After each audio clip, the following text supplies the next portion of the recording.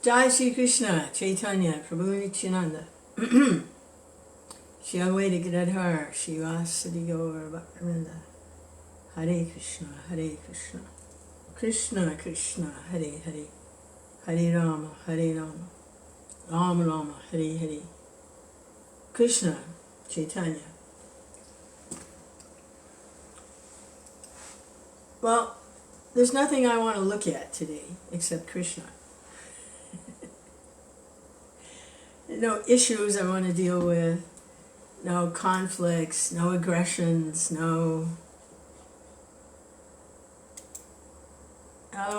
only thing I want to look at today is Krishna. So, a Krishna book. Summary study of the 10th canto of Srimad Bhagavatam by His Divine Grace, A.C. Bhaktivedanta Swami Prabhupada.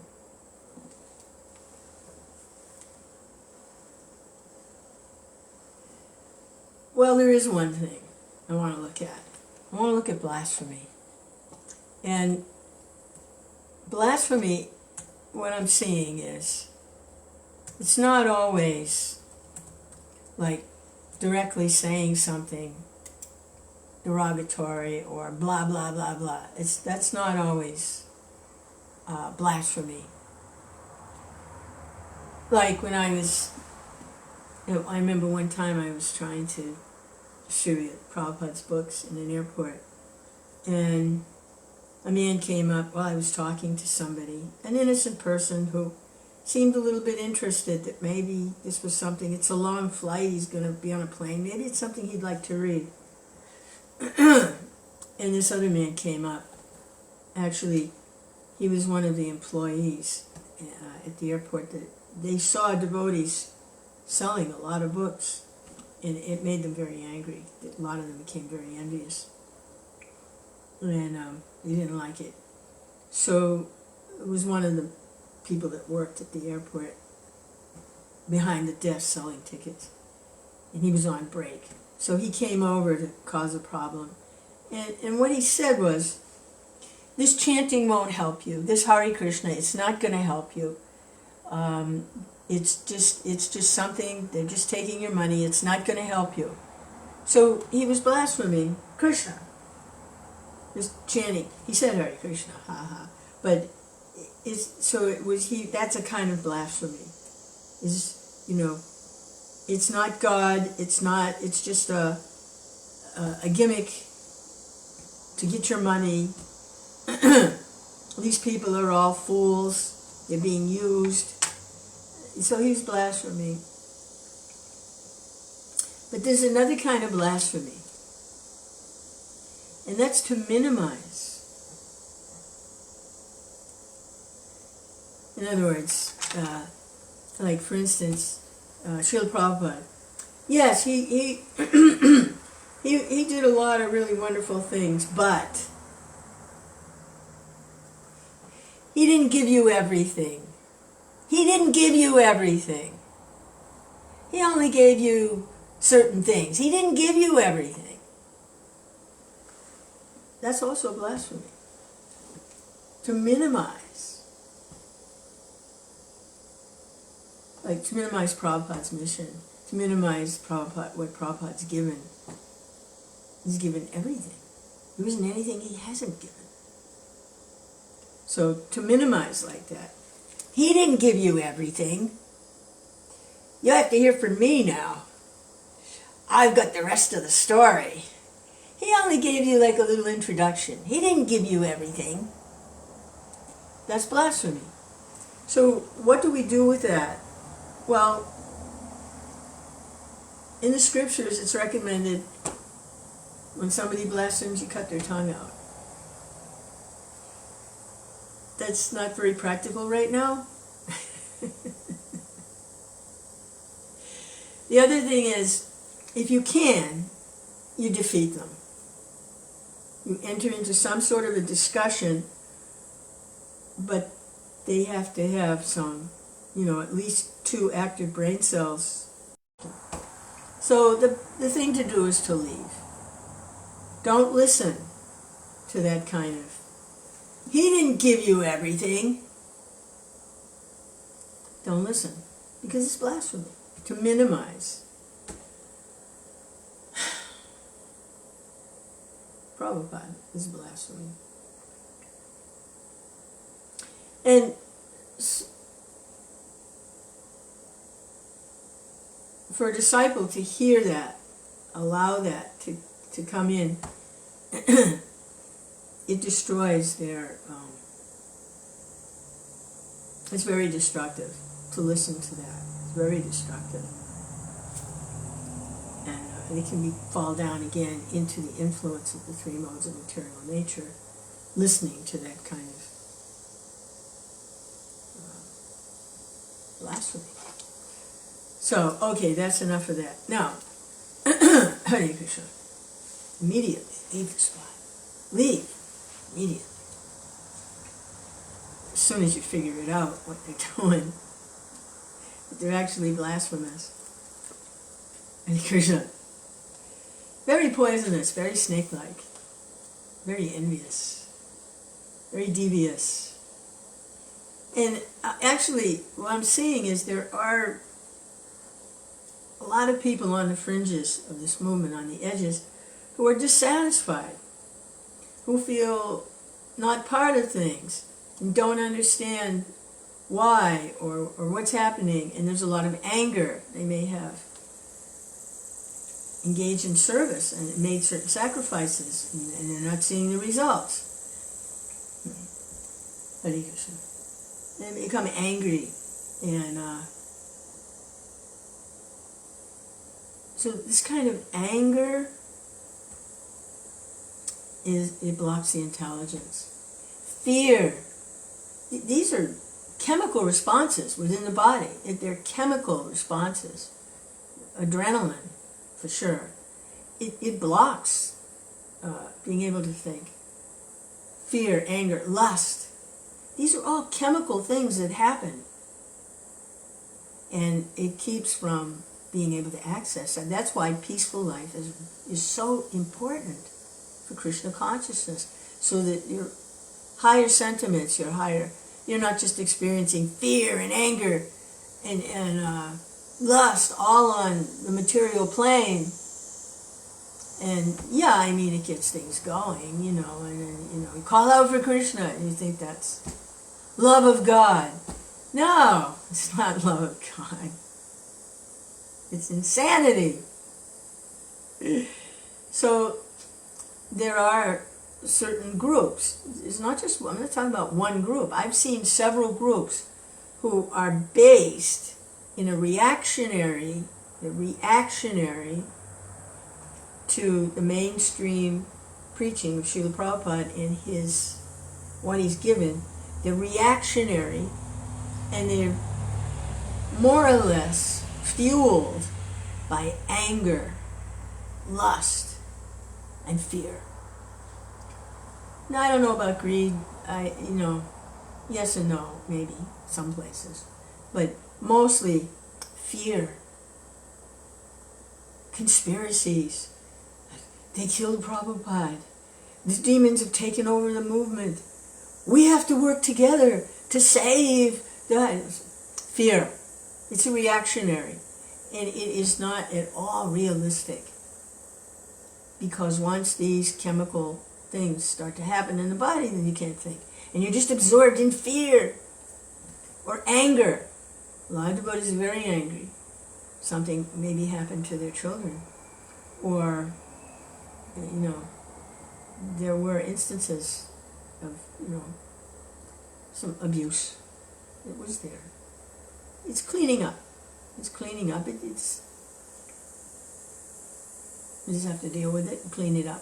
It makes a mess, you gotta clean it up. So there's a lot of anger. That process doesn't work. It's reactionary. And lust. Unsatisfied. Can't control the senses. It's lust, fear, anger. They all run parallel in the heart. and they are under the modes of material nature, and they are reactionary. So I'm seeing groups that are huddled together, and because of that, a leader comes who knows how to channel the lust, the anger, and the fear. Give it all to me. Yes, focus all that. Here, just come here, deposit all your lust, your anger, and your fear, and just take shelter of me. I'll give you some freedom from your lust, your anger, and your fear. I'll be your shelter. I see several groups, not just one, but I'm seeing this around on the edges of the Hare Krishna movement. I see this. So not a blade of grass moves without the sanction of the Lord, so there's something for everyone, but it is reactionary. It's simply reactionary for disgruntled, confused, angry, lusty, fearful people who, for some reason or other, are blocked and just nearby, but can't actually enter into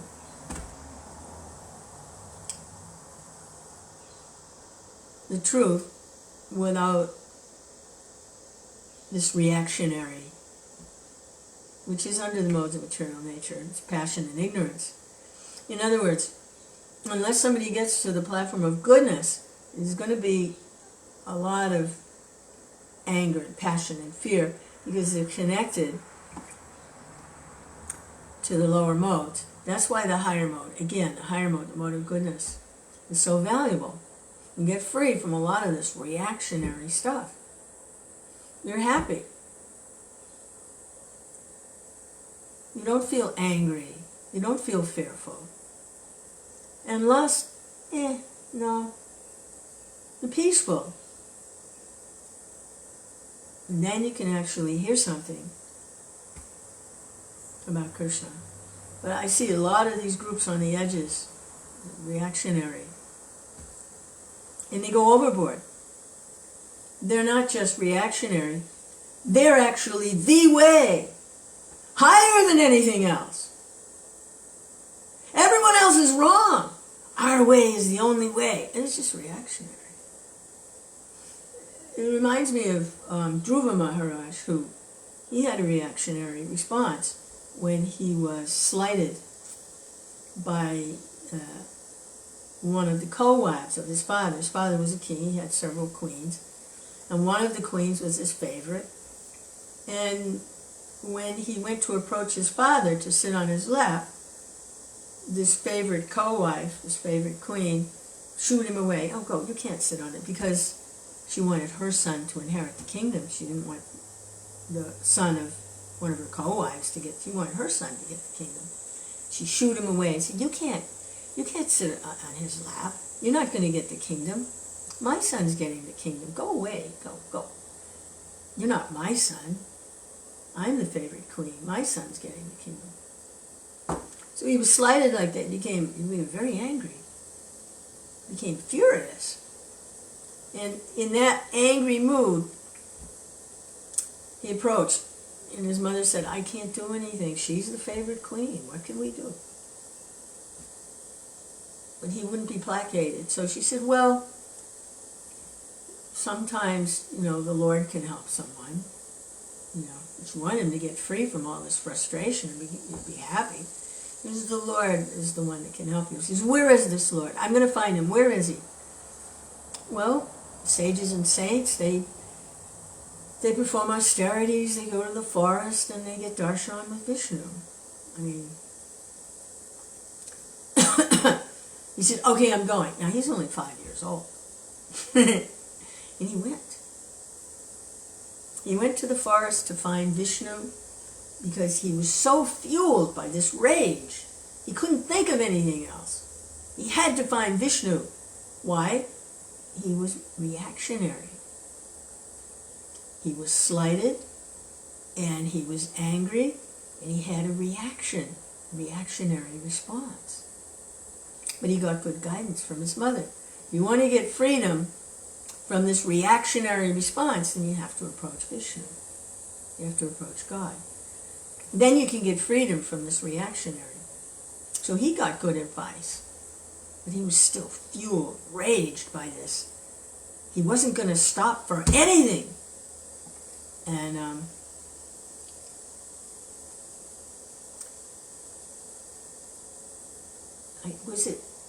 Hiranyakashipu was also fueled, but I can't remember if this was described, that the demigods went to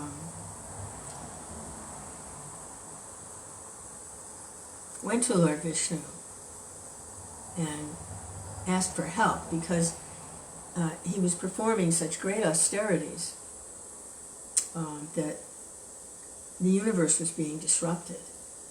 The air, the wind, the rain, the sun, everything was getting disrupted because of his austerities. He was so... Was it him or Hiranyakashipu? Well, anyway,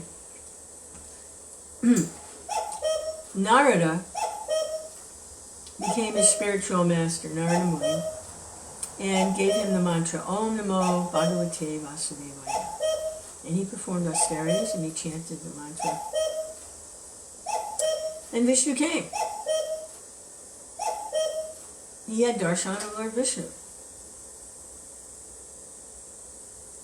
He was following instructions of a spiritual master. He had strong desire. He was materially motivated. It was all reactionary. He wanted a kingdom greater than his father's. And he was going to get it. See, reactionary, it's not, I want a kingdom. It's, I want a kingdom greater. I want to be more powerful than, the reactionary goes like, woo, way out. But when he was in the presence of the Lord, he realized, I don't want that.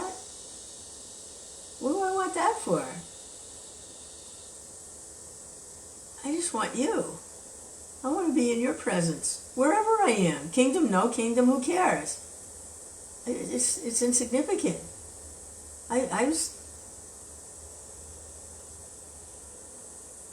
And offered beautiful prayers and just prayed to always remember Kṛṣṇa, never forget Kṛṣṇa, whatever the situation. And he didn't want the kingdom. He didn't want to be greater than his father. He just wanted to remember Kṛṣṇa. And by doing that, he would be great. But it wasn't like he wanted to be great. He just wanted to remember Kṛṣṇa, and then the greatness came along with it. Automatically. Because pure devotee is great. Automatically. Because of the surrender to Kṛṣṇa. But Lord Vishnu, he gave him a kingdom anyway. Actually, he gave him a whole planet. Prahlad was kind of, Dhruva was kind of like, darn it, now I have to stay here and do this planet, rule this planet.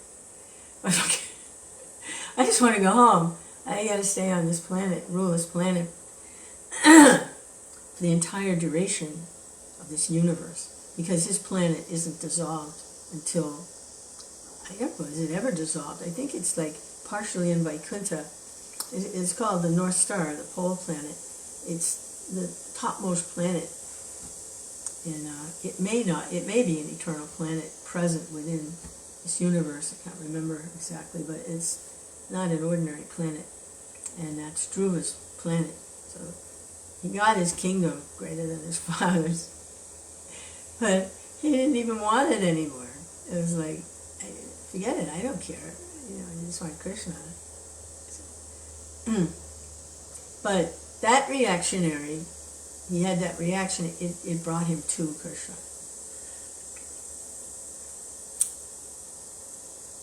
Hare Kṛṣṇa, Hare Kṛṣṇa, Kṛṣṇa, Kṛṣṇa. But reactionary can cause a problem if there are offenses.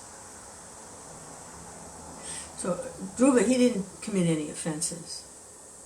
He was just driven by this anger, rage. It was a reaction.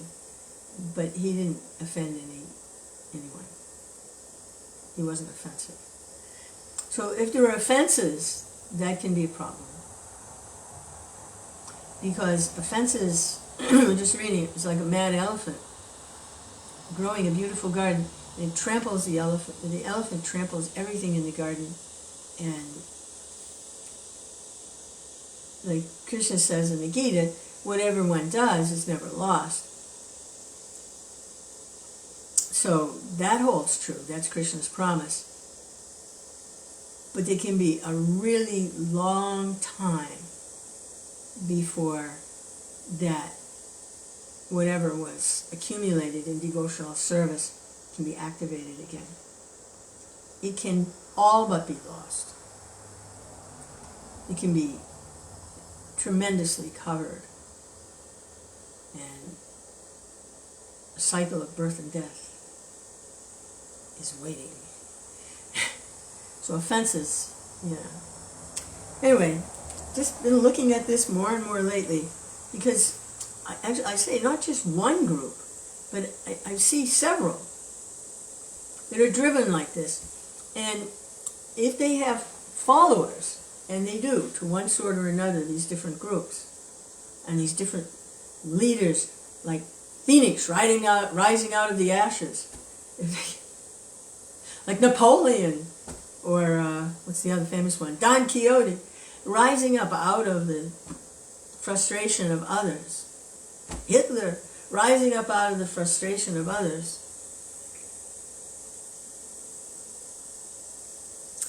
Hare Kṛṣṇa, Hare Kṛṣṇa. In Kṛṣṇa consciousness, this happens, and it's called, and they have followers, it's called Apasampradaya. And there was a lot of it right after Chaitanya left, disappeared. There were many Apasampradayas that sprung up, teaching all kinds of things, combinations of this, and mixing and matching, and so it started to get covered over until Bhaktivinoda Thakur revived the actual path as given by the Goswamis.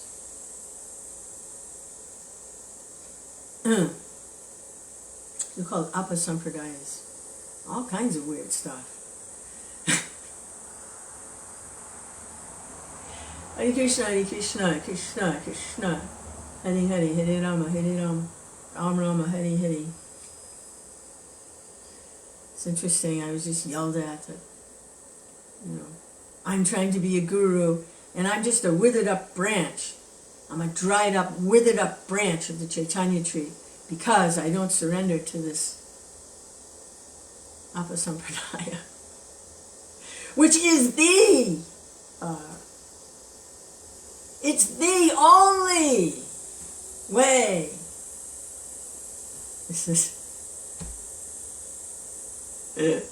So this is what happens with reactionary. It's not just a way, it's the way. It's reactionary. Hare Kṛṣṇa, Hare Kṛṣṇa. Interesting stuff, it's fascinating. Hare Kṛṣṇa, Hare Kṛṣṇa. Like I say, it's not just one. I have visited several groups here who all have this reactionary thing to one degree or another. That they're the only ones who really, Hare Kṛṣṇa, Hare Kṛṣṇa, Kṛṣṇa Kṛṣṇa, Hare Rama, Hare Rama, Rama Rama, Hare Hare. Once somebody gets this anger, and they start to make offenses, blocked.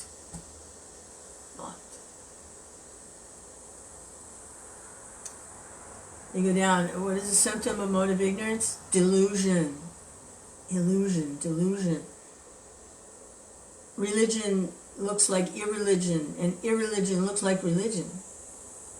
Can't see things as they are. Everything's perverted. Oh, Krishna! Wow. Krishna, Krishna, Hare Hare, Hare Rama, Hare Rama. Number one thing to guard against is offenses. And to minimize Srila Prabhupada's preaching movement is an offense. It's blasphemous and it's an offense. Blocked. Immediately, blocked.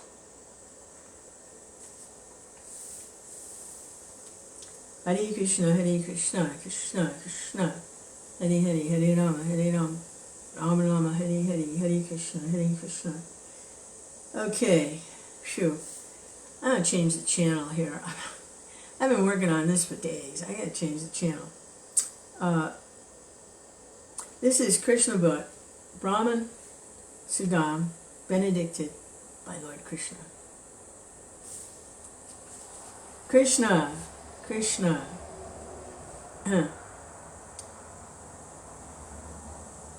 Kṛṣṇa, Kṛṣṇa, Kṛṣṇa, Kṛṣṇa, Kṛṣṇa, Kṛṣṇa, Kṛṣṇa. Kṛṣṇa, Kṛṣṇa, Kṛṣṇa, Kṛṣṇa, Kṛṣṇa, Kṛṣṇa, Kṛṣṇa. Kṛṣṇa, Kṛṣṇa, Kṛṣṇa, Kṛṣṇa, Kṛṣṇa, Kṛṣṇa. What is it? Pahimam.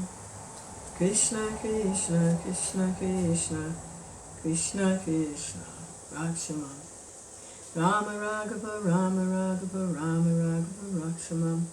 Kṛṣṇa Keshava, Kṛṣṇa Keshava, Kṛṣṇa Keshava, Pahimam. Hare Krishna. Lord Kṛṣṇa, the Supreme Personality of Godhead, the Super Soul of all living entities, knows very well everyone's heart. He is especially inclined to the Brahmin devotees. Now the Brahmins are in the mode of goodness. He's especially inclined to those devotees. They're in the mode of goodness. Lord Kṛṣṇa is also called Brahmanya Dev, which means he is worshipped by the Brahmanas. Brahmana also means one who knows Brahman, who everything is spiritual. In the mode of goodness, they're peaceful, and they're engaged in teaching, worshipping the deities, performing sacrifices for the benefit of the rest of society, who may be busy fighting in wars, or patrolling to keep peace, or farming, or just, not so educated, but just helping everybody else. So they're the head of society. Therefore it is understood that a devotee who is fully surrendered unto the Supreme Personality of Godhead has already acquired the position of a Brahmana. Hare Kṛṣṇa. Without becoming a Brahmana or fully surrendered to Kṛṣṇa, one cannot approach the Supreme Brahman, Lord Kṛṣṇa. Kṛṣṇa is especially concerned with vanquishing the distress of his devotees, and he is the only shelter of pure devotees. That's Kṛṣṇa. Lord Kṛṣṇa was engaged for a long time in talking with Sudāmā Vipra about their past association.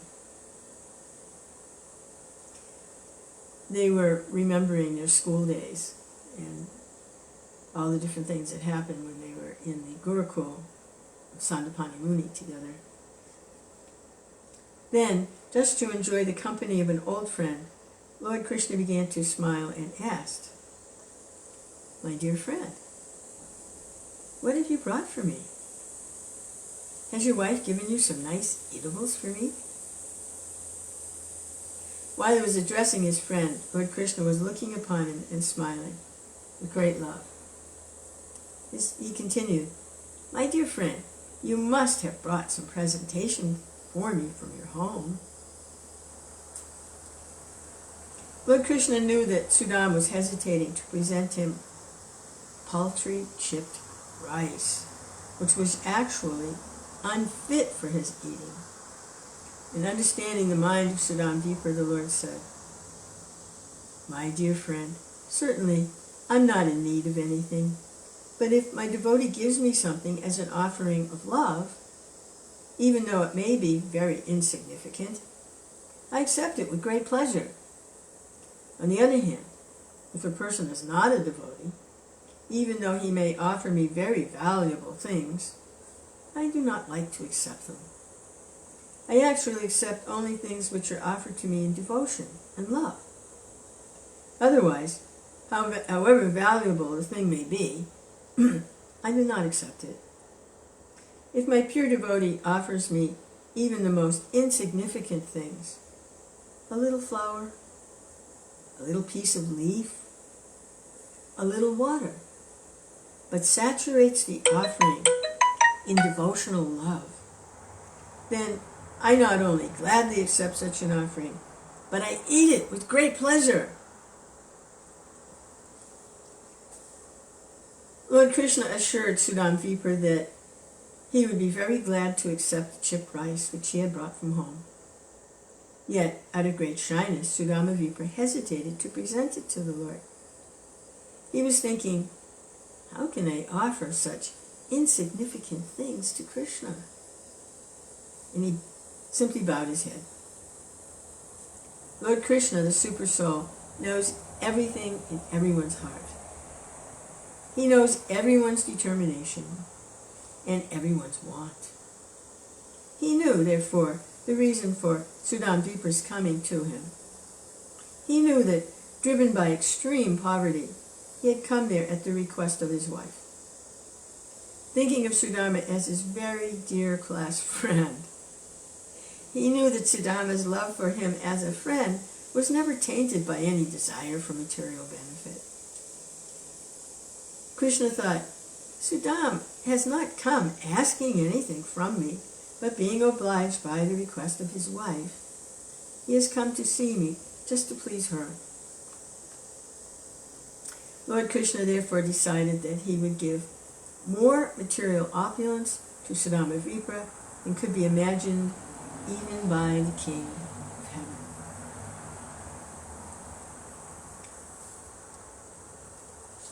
So, being requested by his wife, it's not like she was some nagging, materialistic, I want stuff wife. That wasn't actually, she was a devotee of Krishna and she's serving a pure devotee. That wasn't really, that's not what I get out of this. I get that she didn't want her husband to suffer unnecessarily. He's a devotee of Krishna. There's no need for him to suffer, or her to suffer unnecessarily, lacking basic things of life. And that in order to serve Krishna, so that others might be attracted to Krishna, it would be much more attractive if they could see how generous Krishna can be to his devotee. Not that if you surrender to Krishna immediately, you go into a life of abject poverty and suffering. So, that's what I see there. Not that she's some materialistic nag. She was actually seeing that this would be able to glorify Krishna more. That you surrender to Krishna, it's not like you suffer, skin and bones, nothing to eat, barely alive. It's not very attractive to most people. Okay, so now Krishna has decided that he's going to give Sudāmā more opulence than the king of heaven, more opulent than Indra. Krishna snatched the bundle of chipped rice which is hanging on the shoulder of the poor Brahmin, packed in one corner of his wrapper, and said, "What's this?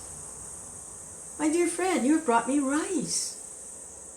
Palatable chipped rice." I'm not sure what that chipped rice was, but chipped rice is, it's a preparation that, I don't think it's cooked.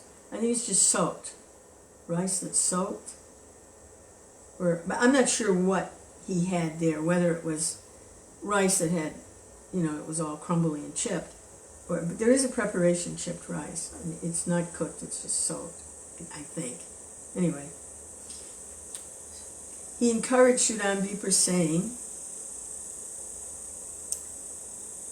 I consider that this quantity of chipped rice will not only satisfy me, but will satisfy the whole creation.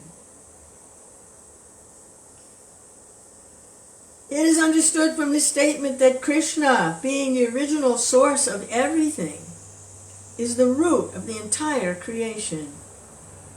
As watering the root of a tree immediately distributes water to every part of the tree, so an offering made to Kṛṣṇa, or any action done for Kṛṣṇa, is to be considered the highest welfare work for everyone, because the benefit of such an offering is distributed throughout the creation.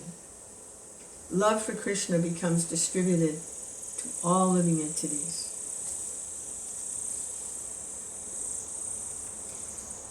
While Lord Kṛṣṇa was speaking to Sudāmā, he ate one morsel of chipped rice from his bundle, and then he attempted to eat a second morsel.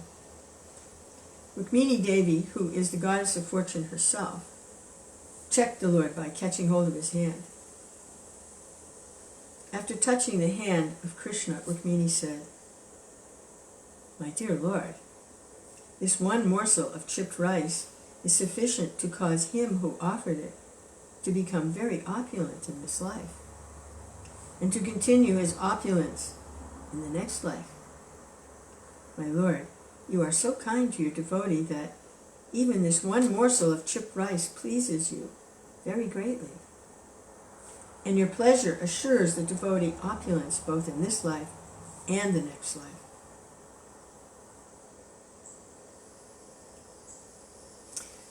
This indicates that when food is offered to Lord Kṛṣṇa with love and devotion, and he is pleased and accepts it from the devotee, Rukmini, the goddess of fortune, becomes so greatly obliged to the devotee that she has to personally go to the devotee's home and turn it into the most opulent home in the world. If one feeds Narayan sumptuously, the goddess of fortune, Lakshmi, automatically becomes a guest in one's house, which means that one's house becomes opulent. But Kṛṣṇa is never alone. Kṛṣṇa comes to accept the offering, then, like Narayan. If Narayan is Vishnu, then Lakshmi comes. He's never alone, he comes. The learned Brahmin Sudāmā passed the night at the house of Lord Kṛṣṇa, and while he was there he felt as if they were living in the Vaikuntha planet.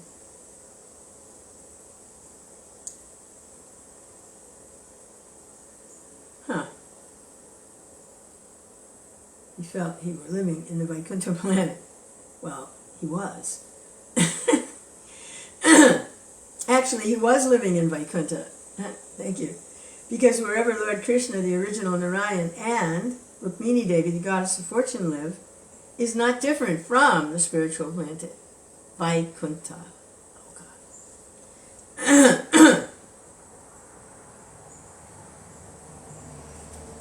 The learned Brahmin Sudāmā did not appear to have received anything substantial from the Lord while he was at his place, and yet he did not ask anything from the Lord. The next morning he started for his home, thinking always about his reception by Kṛṣṇa, and thus became merged in transcendental bliss.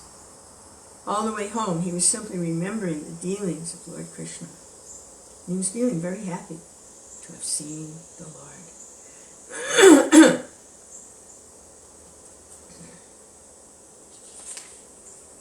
The Brahmin began to think as follows. It is most pleasurable to see Lord Kṛṣṇa, who is most devoted to the Brahmanas. How great a lover he is of the Brahminical culture. He is the supreme Brahman himself, yet he reciprocates with the Brahmins. He also respects the Brahmins so much that he embraced to his chest a poor Brahmin like me. although he never embraces anyone to his chest except the goddess of fortune. How can there be any comparison between me, a poor, sinful Brahmin, and the Supreme Lord, who is the only shelter of the goddess of fortune? And yet, considering me as a Brahmin, he embraced me with heartfelt pleasure in his two transcendental arms. Lord Kṛṣṇa was so kind to me that he allowed me to sit down on the same bedstead where the goddess of fortune lies down. He considered me to be his real brother. How can I appreciate my obligation to him? When I was tired, Srimati Rukmini Devi, the goddess of fortune, began to fan me, holding the chamara whisk in her own hand.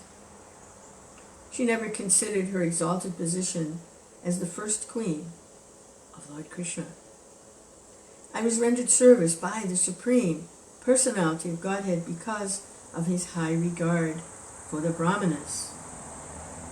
And by massaging my legs and feeding me with his own hand, he practically worshipped me, aspiring for elevation to the heavenly planets, or liberation, or all kinds of material opulences, or perfection in mystic yogic powers. Everyone throughout the universe worships the lotus feet of Lord Kṛṣṇa.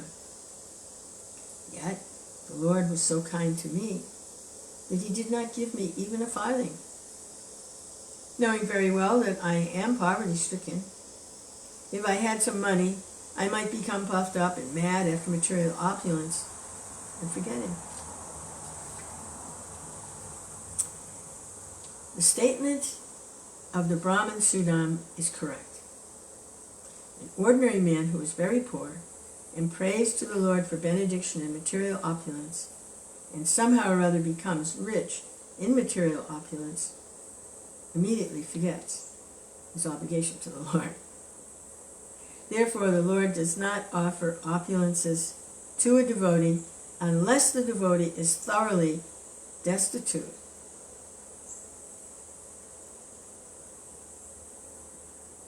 Rather, if a neophyte devotee serves the Lord very sincerely and at the same time wants material opulence, the Lord keeps him from obtaining it. Interesting. The Lord does not offer opulences to a devotee unless the Lord is thoroughly destitute.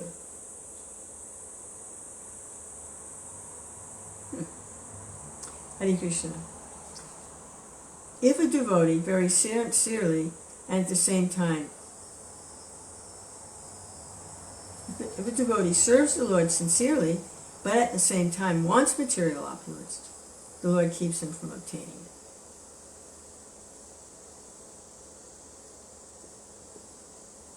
Yeah, because they want the opulence more than they want Kṛṣṇa, but the devotee who is accepting this position of destitute and is serving the Lord,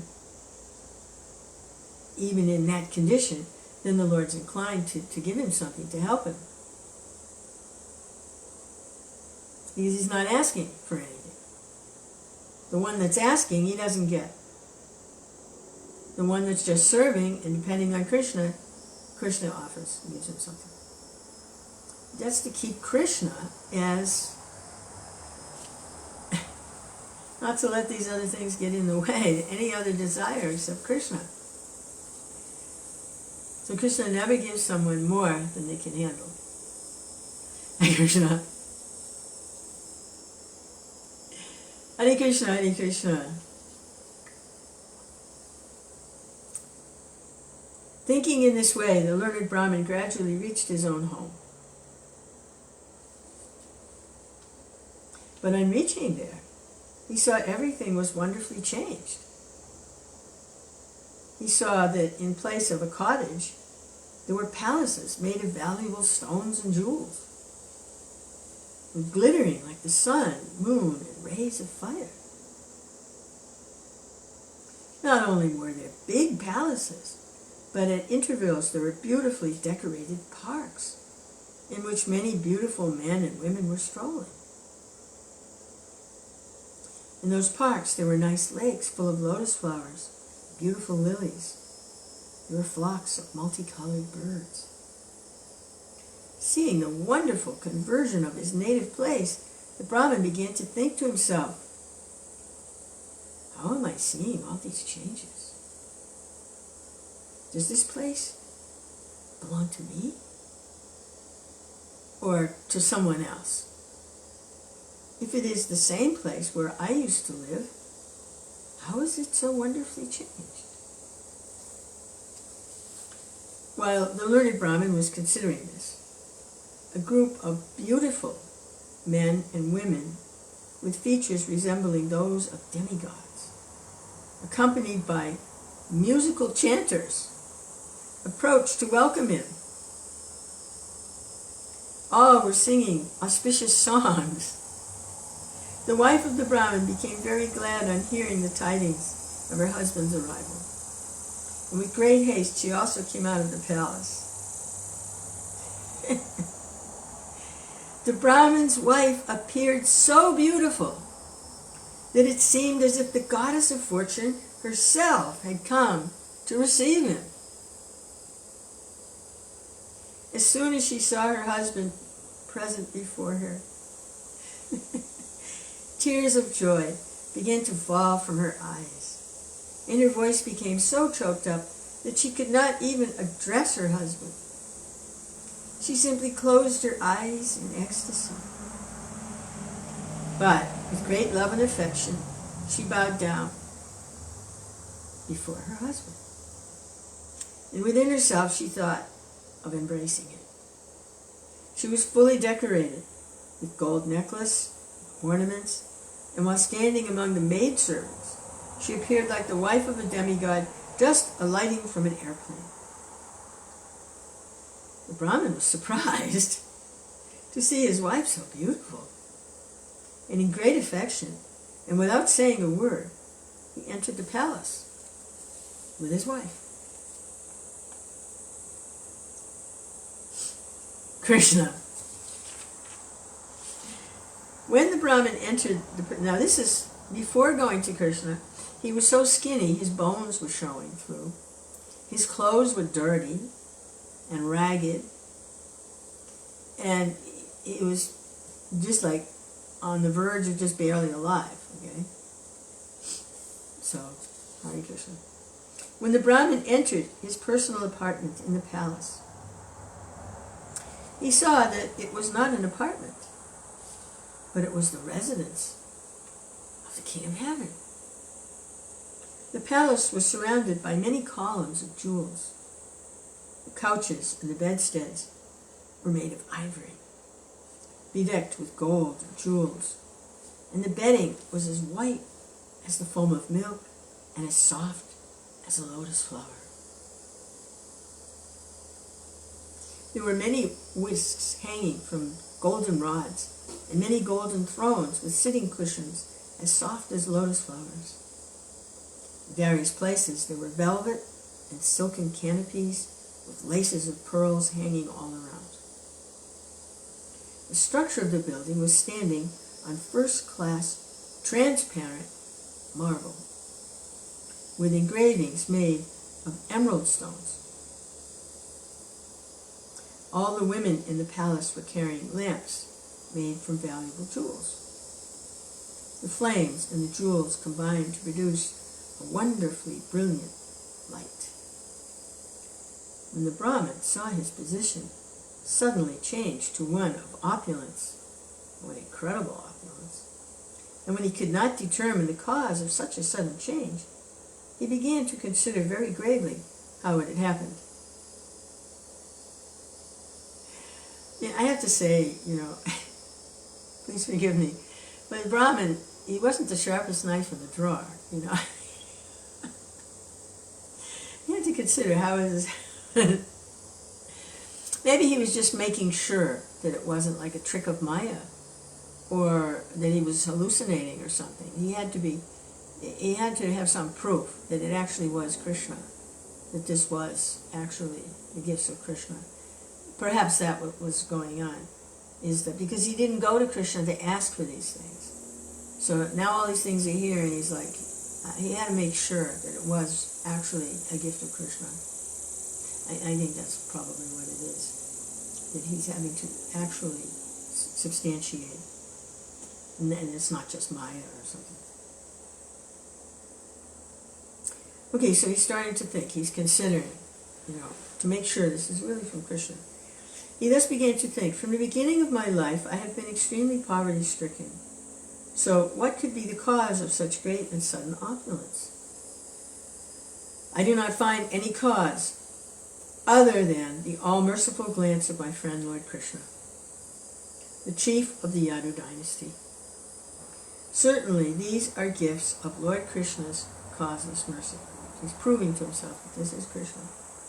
The Lord is self-sufficient, the husband of the goddess of fortune, and thus he is always full with six opulence.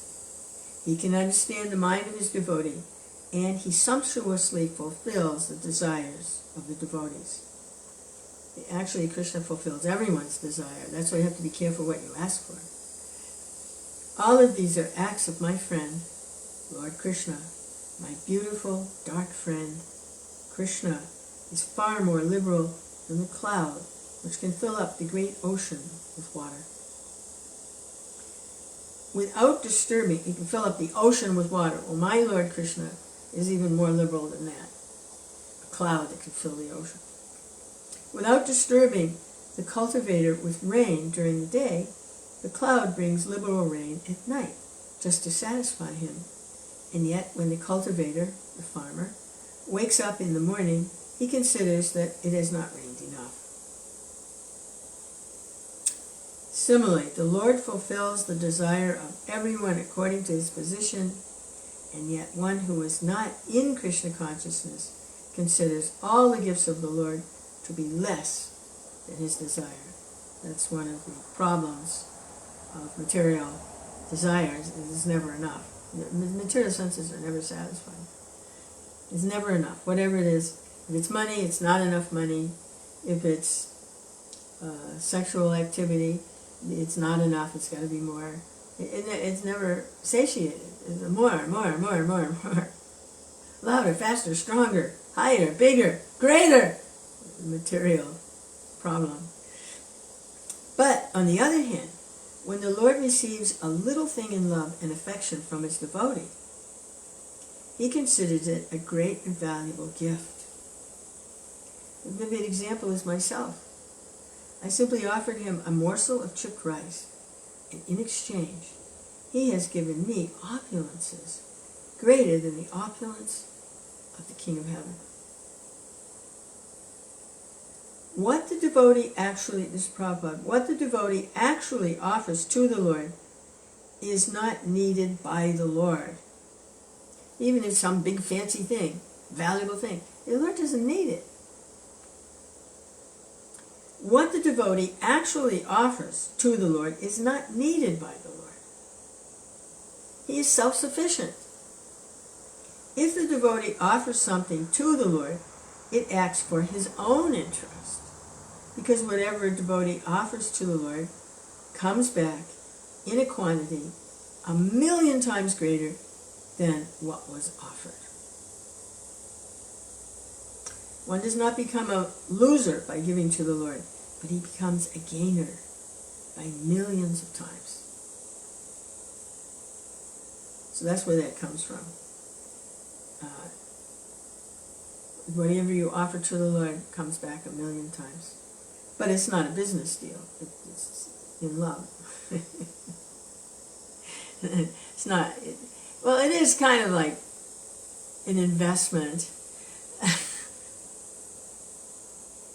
Prabhupada says it's like, you put one penny, and pretty soon $100 in your account. It's devotional services like that. Do a little service, it accumulates. And pretty soon, 1,000,000. Pretty soon you cash out. Hare Krishna. The Brahmin, feeling great obligation to Kṛṣṇa, thought, I pray to have the friendship of Lord Kṛṣṇa and to engage in his service and to surrender fully unto him in love and affection, life after life. This is the prayer of the pure devotees. This is Lord Chaitanya's prayer. Somehow or other I've fallen into this ocean of material suffering. Please place me as an atom at your lotus feet. Engage in the devotional service, life after life. They all pray like that when they get the Lord's mercy. They all pray like that. Hare Krishna.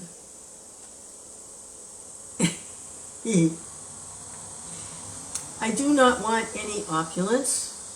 I only desire not to forget his service. I simply wish to be associated with his pure devotees. May my mind and activities be always engaged in his service. The unborn Supreme Personality of Godhead Kṛṣṇa knows that many great personalities have fallen from their positions because of extravagant opulences. Therefore, even when the devotee asks for some opulence from him, the Lord sometimes doesn't give it. He's very cautious about his devotees. Because a devotee is in an immature position of devotional service, because a devotee in an immature position of devotional service may, if offered great opulence, fall from his position due to being in the material world, the Lord does not offer opulence to him.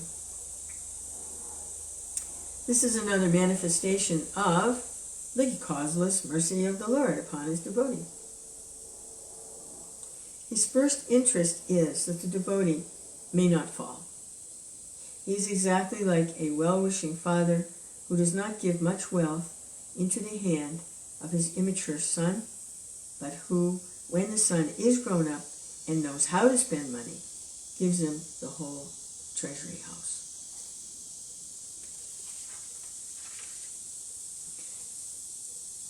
The learned Brahman thus concluded that whatever opulences he had received from the Lord should not be used for his extravagant sense gratification, but for the service of the Lord. Which I think his wife understood in the beginning, that these opulences could be used in the service of the Lord, and that her husband wouldn't fall down if the Lord did give him opulence. I think she understood all of that, and that's why she instructed him or pleaded or asked him to please go to Kṛṣṇa. The Brahmin accepted his newly acquired, not every great man is a great woman. I don't think she's glorified enough, his wife. She needs to get a little, shine a little light on her, so.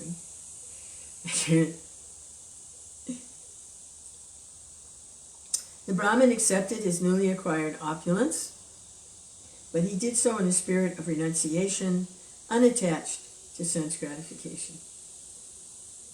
And thus he lived very peacefully with his wife, enjoying all the facilities of opulence, accepting them as the prasadam of the Lord. He enjoyed varieties of foodstuffs by offering it to the Lord, and then taking it as prasadam. Similarly, if by the grace of the Lord we get such opulences as material wealth, fame, power, education, or beauty, it is our duty to consider that they are all gifts of the Lord and must be used for his service, not for our sense enjoyment. The learned Brahmin remained in that position, and instead of deteriorating due to great opulence, his love and affection for Lord Kṛṣṇa increased day after day. Material opulence can be the cause of degradation and also the cause of elevation, according to the purposes for which it is used. If opulence is used for sense gratification, it's the cause of degradation. If it is used for the service of the Lord, it's the cause of elevation.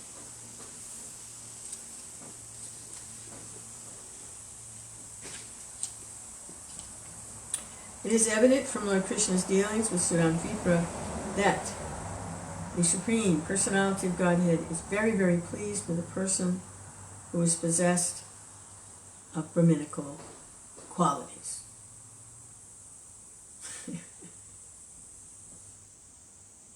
The Brahmins are very dear to Lord Krishna.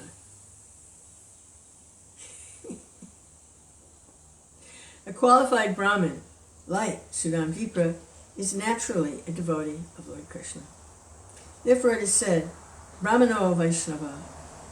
A Brahmana is a Vaishnava. Or sometimes it is said, Brahmana Pandita. Pandita means a highly learned person. A Brahmana cannot be foolish or uneducated. Therefore there are two divisions of Brahmanas, namely Vaishnavas and Panditas.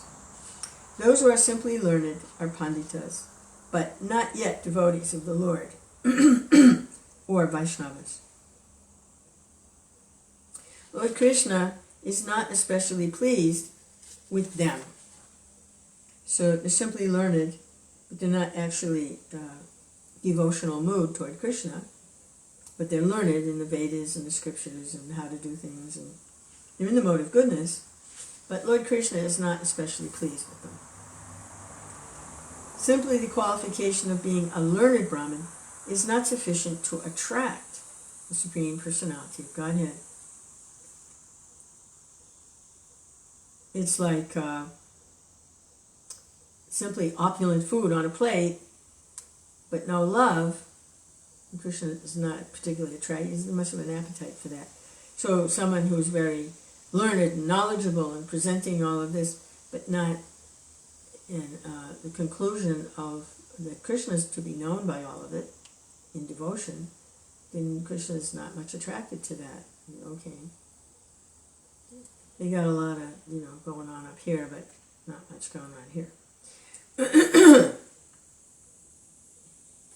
A Brahmin must not only be well qualified according to requirements stated in scriptures, such as Śrīmad Bhagavad Gita and Śrīmad Bhagavatam, but at the same time he must be a devotee of Lord Krishna.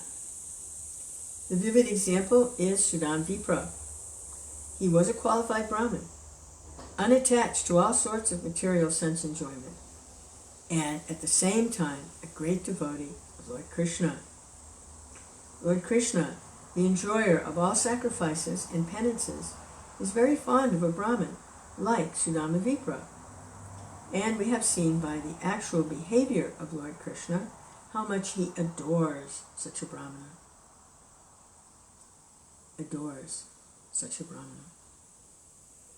Therefore, the ideal stage of human perfection is to become a Brahmana, Vaishnava, a devotee Brahmana, like Sudāmā. Sudāmā realized that although Lord Krishna is unconquerable, he nevertheless agrees to be conquered by his devotees. He realizes how kind Lord Krishna was to him, and he was always in trance, constantly thinking of Krishna.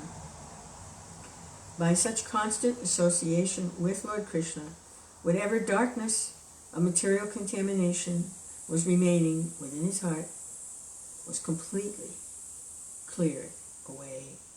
And very shortly, he was transferred to the spiritual kingdom, which is the goal of all saintly persons in the perfectional stage of life.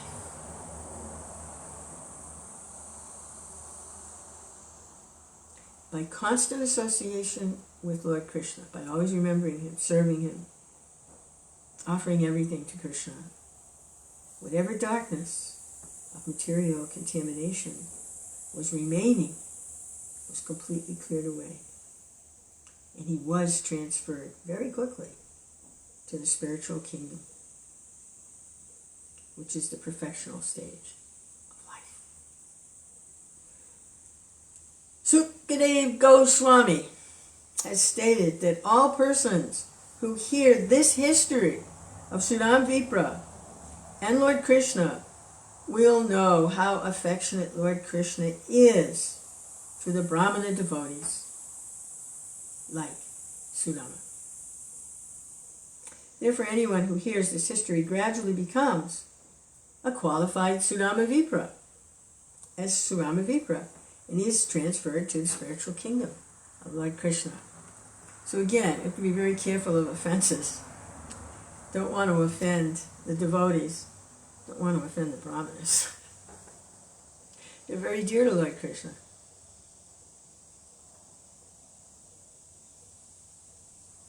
And what to speak of making an entire campaign, preaching campaign, aimed at minimizing Prabhupada and offending the Brahmanas. Wow, Kṛṣṇa. That is a recipe for disaster. But since Kṛṣṇa is in there somewhere, it'll be interesting to see how it plays out. Kṛṣṇa, we pray for the elevation of everyone. We don't curse people or wish anything bad on them. That's reactionary. Reactionary, angry, violence, cursing. It's all reactionary stuff.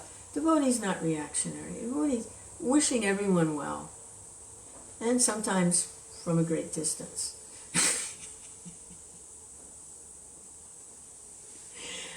Haribol. Hey, yeah, Kṛṣṇa.